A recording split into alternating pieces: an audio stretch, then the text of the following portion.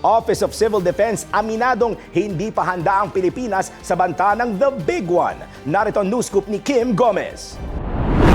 Aminado ang Office of Civil Defense na hindi pa handa ang Pilipinas sakali mang tumama ang The Big One na posibleng maging kasing lakas ng magnitude 7.7 na lindol na yumanig sa Myanmar. Paliwanag ni OCD Administrator Undersecretary Ariel Nepomuceno, bagamat alam na ng mga Pilipino ang duck, cover and hold, ay kulang pa rin ang paghahanda at katatagan ng mga infrastruktura sa bansa. Binigyan diin ni Yusek Nepomuceno na kailangan pang sumailalim sa retrofitting o pagpapatibay ang mga paaralan at health centers sa Pilipinas upang makayanan ang malalakas na pagyanig.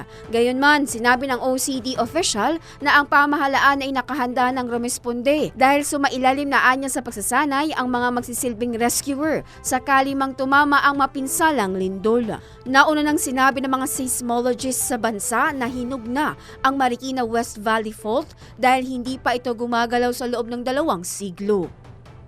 At yan ang news scoop. Kim Gomez, nagbabalita ng tama, naglilingkod ng tama.